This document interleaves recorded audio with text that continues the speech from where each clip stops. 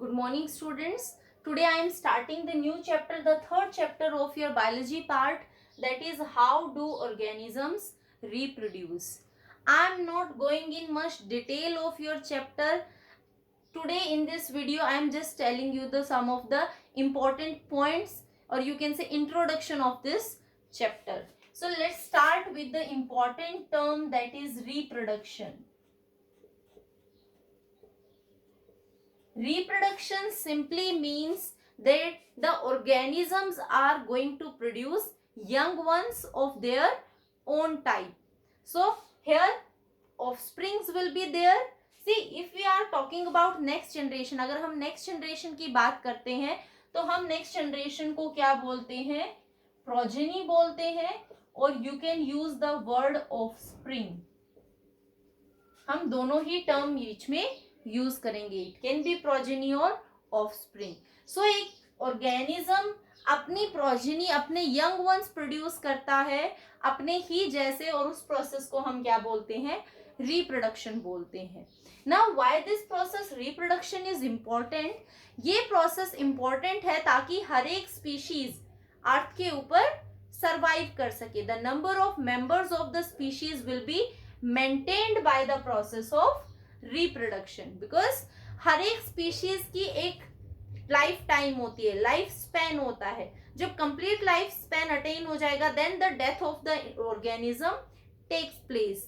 सो death के बाद अगर नए ऑर्गेनिजम्स प्रोड्यूस नहीं होंगे तो कुछ इंटरवल ऑफ टाइम के बाद कंप्लीट स्पीशीज अर्थ से रिमूव हो जाएगी. सो कंटिन्यूटी ऑफ स्पीशीज के लिए ऑर्गेनिजम्स क्या करते हैं? रिप्रोड्यूस करते हैं और अपने जैसे नए यंग वंस को प्रोड्यूस करते हैं. नाउ रिप्रोडक्शन में आपने लोअर क्लासेस में पढ़ा है. It can be of two types. Broadly we are dividing it into asexual reproduction and sexual reproduction.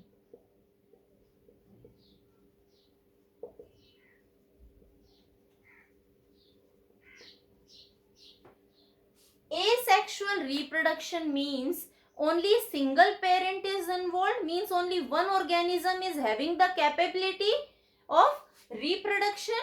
और यहाँ पर जो नए young ones बनते हैं they are the exact copy of their parents. और जो exact copy अपने parents की बनते हैं हम उनको क्या बोलते हैं? Clones बोलते हैं. Means if you are going to see a organism that is asexually reproducing, you are not able to differentiate between the parent and the offspring. Both are looking same, exactly same. Suppose I am talking about a bacterial cell. A bacterial cell is having a nucleoid, cytoplasm is there. If it is going to divide, what is happening? This is going to divide into two daughter cells. Only the size of the daughter cells is small. Otherwise, we are not going to see any type of visible change from the parent to the daughter cells. So, we can say these are clones to their parents. That means, exactly same word means there are no variations coming over here. From parents to offsprings or progeny, in asexual reproduction no changes or variations are coming. They are identical to their parents. But sexual reproduction में ऐसा नहीं होता है. Sexual reproduction simply means two parents are required,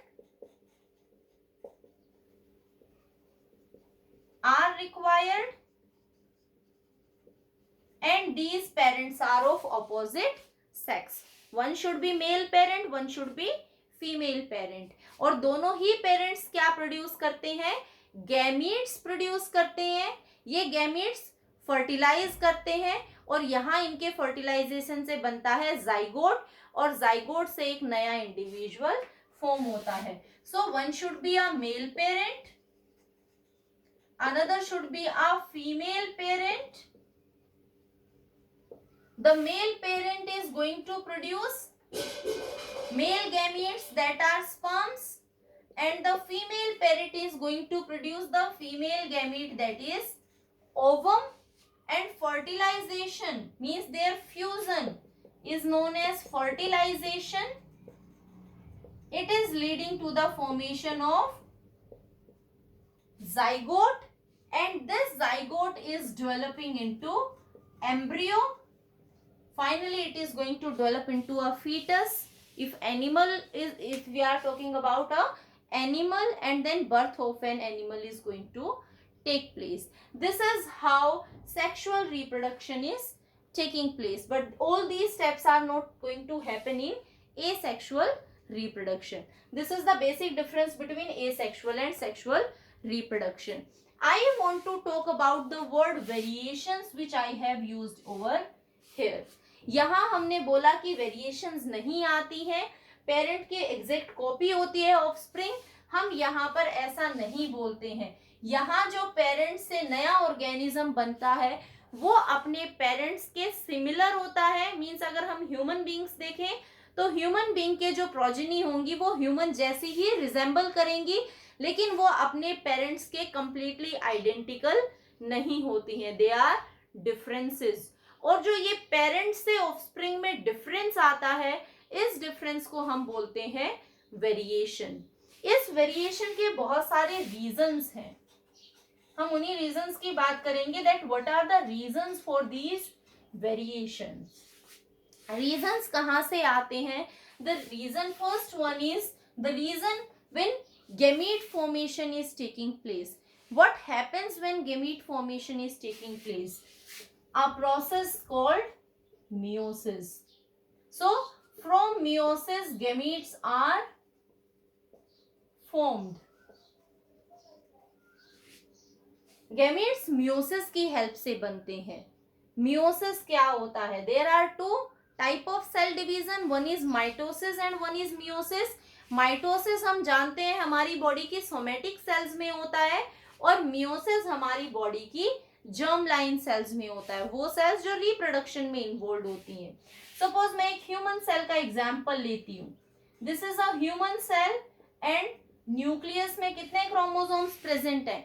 46 chromosomes are there. We are diploid organisms 2n और total number of chromosomes are 46. तो अगर ये cell एक जर्म लाइन सेल है और इसमें मियोसिस होती है, then this cell is going to produce 4 gametes. यहां से 4 गैमीट्स बनेंगे और हर एक गैमीट में नंबर ऑफ क्रोमोसोम्स कितने होंगे? हाफ. किसके हाफ? पेरेंट सेल के.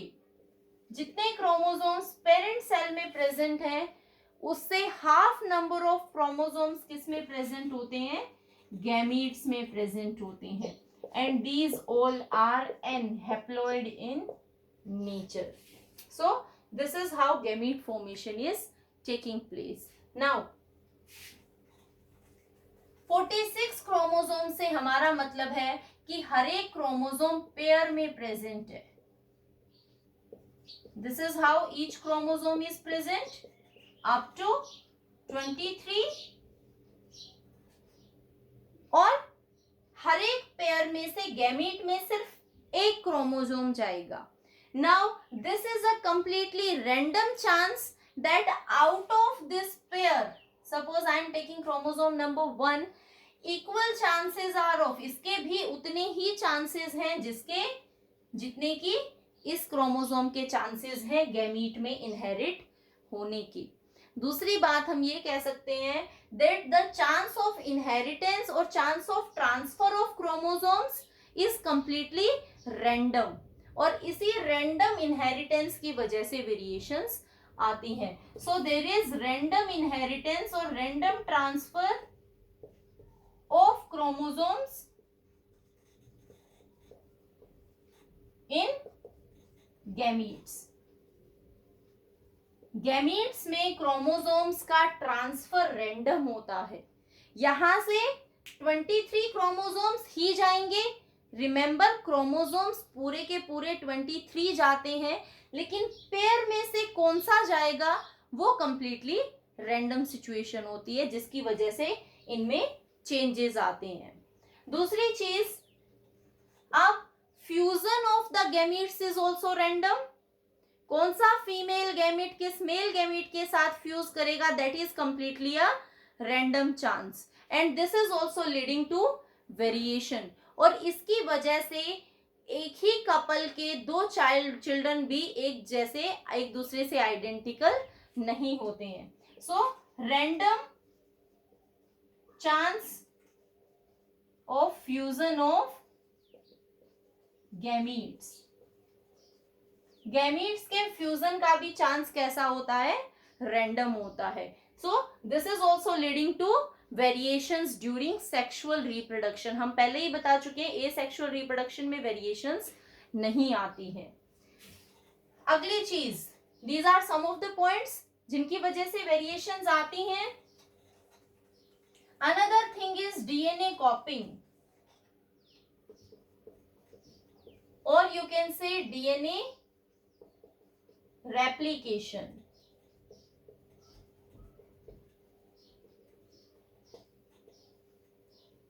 What it means? DNA copying का सिंपल सा मतलब है डीएनए की एक जो सेगमेंट प्रेजेंट है उसके जैसी ही एक और कॉपी बनाना। How DNA is present inside our cells, inside the nucleus, this is how the DNA is present. अब जब सेल डिवाइड करती है तो सेल को क्या करना है, उसके पास 46 क्रोमोसोम्स हैं। अगर ये गैमीट्स बना रही है तो उसको कितनी सेल्स बनानी है, 4, और चारों में कितना नंबर ऑफ क्रोमोसोम्स डिवाइड करना है, 23, 23, 23। अगर इस 46 की बात करते हैं तो 46 तो यहीं डिस्ट्रीब्यूट हो गया, बाकी दो सेल्स में 23, 23 कैसे जाएगा, जब इसके पास कॉपीज होंगी। अगर इसके पास 46 की एक और कॉपी होगी 46, तो ही पॉसिबिलिटी है ये बनने की। सो यहाँ पर सेल डिवीजन से पहले डीएनए अपने आप को कॉपी करता है, अपने नंबर को इंक्रीज करता है। रीजन, ताकि जितनी भी डॉटर सेल्स होंगी उनमें इक्वल डिस्ट्रीब्यूशन ऑफ डीएनए हो सके। और डीएनए कॉपिंग कैसे होता है, ये जो दो स्ट्रैंड्स हैं ये ओपन होंगे, मैंने कुछ नहीं किया, मैंने दोनों को ओपन कर दिया। नाउ इन स्ट्रैंड्स के ऊपर डीएनए के, से I am showing you with the different colour, नए स्ट्रैंड्स बनते हैं। This is new one, new one, okay. The black one is the old one, this is, sorry, this is old and this is new, this is old and this is new, fine। अब हमारे पास हो गए chromosome के दो strands. अगर मैं इन्हें open करूं तो एक सेल में ये ब्लैक जा सकता है, दूसरे में ब्लू, ब्लैक, ब्लू, 4 सेल्स में इक्वल डिस्ट्रीब्यूशन हो गया। इस तरीके से डीएनए कॉपिंग होता है। Now when this DNA copying take place, यहाँ पर बहुत सारे एंजाइम्स इन्वॉल्व होते हैं डीएनए कॉपी करने के लिए, हम डिटेल में नहीं जाएंगे। But when DNA copying takes place, then that time some changes are going to occur in DNA। यहां पर जो ओरिजिनल डीएनए था, क्रोमोसोम डीएनए कॉपिंग होने के बाद इसमें कुछ चेंजेस आ जाते हैं, और ये चेंजेस किसके लिए काम करते हैं, वेरिएशंस का काम करते हैं। So another reason for the variations in sexual reproduction is DNA copying और डीएनए रेप्लिकेशन। तो जब भी डीएनए अपने आप को रेप्लिकेट करता है उसमें एंजाइम्स की कम वर्किंग एफिशिएंसी होने की वजह से, एरर रिमूविंग एबिलिटी ना होने की वजह से कुछ चेंजेस इनकॉर्पोरेट हो जाते हैं, और ये चेंजेस वेरिएशंस का काम करते हैं। Another one is crossing over. Another reason for the variations is crossing over.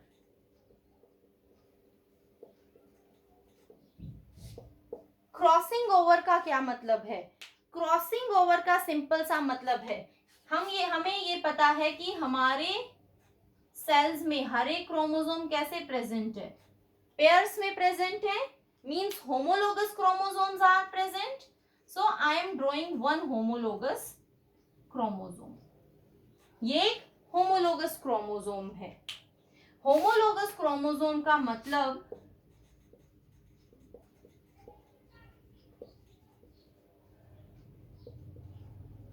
इस क्रोमोसोम पर जो जीन्स प्रेजेंट है एग्जैक्टली वैसे ही जीन्स दूसरे क्रोमोसोम पर प्रेजेंट है.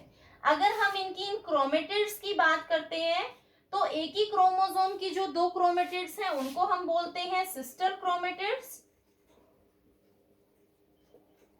और दो होमोलोगस क्रोमोसोम्स की, रिमेंबर द एरोस, दो होमोलोगस क्रोमोसोम्स की जो क्रोमेटिड्स हैं वो हैं नॉन सिस्टर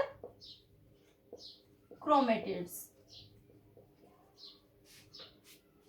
क्रॉसिंग ओवर किन के बीच में होता है? क्रॉसिंग ओवर का मतलब है कि डीएनए सेगमेंट्स, क्रोमोसोम के पार्ट्स एक दूसरे से एक्सचेंज हो जाते हैं.